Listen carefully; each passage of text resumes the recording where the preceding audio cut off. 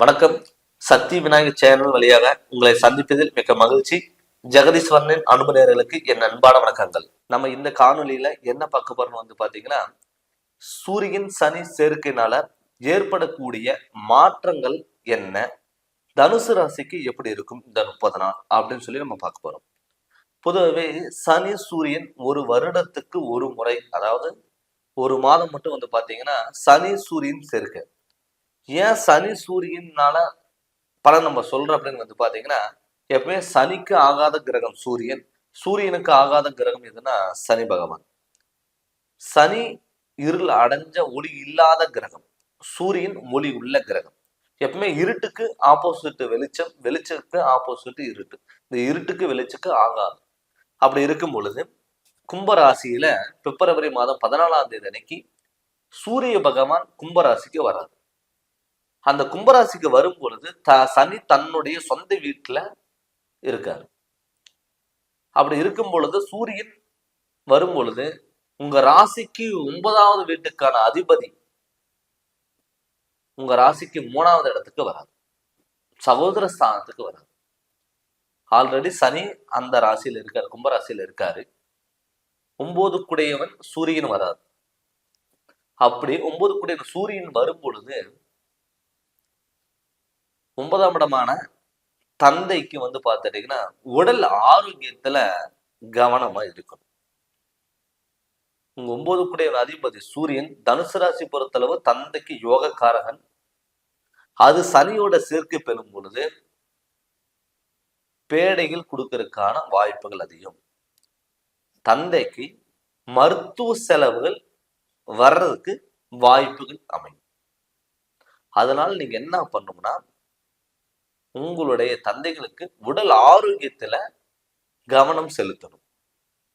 இரண்டாவது, தந்தையோட யாராவது தொழில் எடுத்து பண்ணியிருந்தீங்க அப்படின்னா அவங்களும் கொஞ்சம் கவனமா இருக்கணும். பட் உங்க ராசிநாதன் குரு இப்ப இந்த மாதத்துல பரிவர்த்தனை யோகம் பெற்றிருக்கு. குருவோட வீட்டுல சுக்கிரனும், சுக்கிரனோட வீட்டுல குருவும் இந்த பிப்ரவரி மாதம் 14ஆம் தேதியில இருந்து மார்ச் மாதம் 14ஆம் தேதி வரைக்கும் ஒரு மாதம் பாத்தீங்கன்னா பரிவர்த்தனை யோகம். அது உங்களுக்கு ஒரு பிளஸ் பாயிண்டா கூட இது இருக்கும். பட் 9 குடையவன் சூரியன் சனியோட வீட்டுல நீச்சம் பெறும் பொழுது தந்தை வகையிலால ஏற்படக்கூடிய பாதிப்புகள் கொஞ்சம் நீங்க கவனமா செயல்படணும்.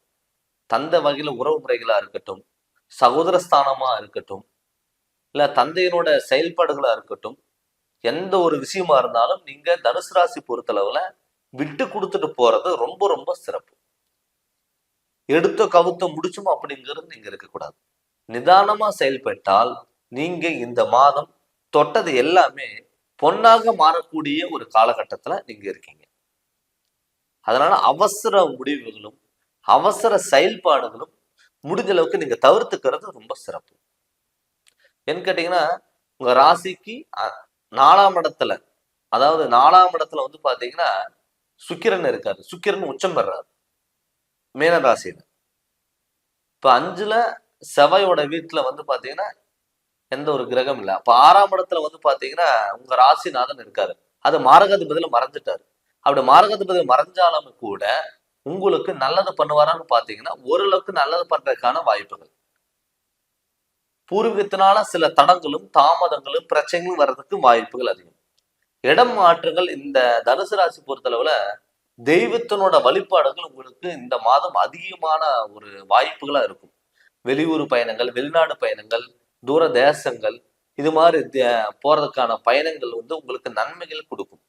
முடிஞ்ச அளவுக்கு வாகனம் ஏதாவது நம்ம புதுசா எடுக்கலாம், இந்த வாகனம் ஏதாவது மாற்றங்கள் பண்ணலாம் அப்படின்னா அது நீங்க முடிஞ்ச அளவுக்கு நீங்க தவிர்த்துக்கணும். அதே மாதிரி அப்பாவோட சொத்து ஏதாவது நம்ம விற்கலாம், பூர்வீக சொத்து ஏதாவது நம்ம கை மாத்தலாம் அப்படின்னு நீங்க நினைச்சிட்டு இருந்தாலுமே அதுவும் நீங்க நிதானமோட செயல்படுறது ரொம்ப நல்லது. அதே மாதிரி சகோதரஸ்தான உறவு முறைகள் எப்படி இருக்கும்னா கொஞ்சம் இப்ப கொஞ்சம் ஒரு கவனமா இருக்கக்கூடிய ஒரு காலகட்டத்துல இருக்கீங்க. எனக்கு சகோதரஸ்தானத்துக்கூட 3 குடையவன், அதுல சூரியன் நீச்சம் பெறாரு. அது நீச்சம் பெறும்போது சகோதரஸ்தானத்துல உறவு முறைகளை சில கருத்து வேறுபாடுகள் உங்களுக்கு வரலாம். அதே மாதிரி கொடுக்கல் வாங்கல் விஷயத்திலையும் நீங்க கொஞ்சம் கவனமா இருங்க. ஏன்னு கேட்டீங்கன்னா, இந்த கொடுக்கல் வாங்கல்னால சில பகைகள் உருவாகலாம். முடிஞ்ச அளவுக்கு நீங்க ஒரு பிரதர் கிட்டயோ இல்ல ஒரு சிஸ்டர் கிட்டயோ நீங்க அவங்க கிட்ட அமௌண்ட் வாங்கி இருப்பீங்க. அது கொடுக்க முடியாத சுச்சுவேஷன் உங்களுக்கு வந்திருக்கும்.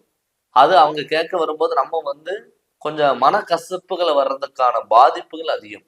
அதனால முடிஞ்ச அளவுக்கு அண்ணன் தம்பி உறவுகள்கிட்ட இருந்து கொஞ்சம் விட்டு கொடுத்துட்டு போறது நல்லது.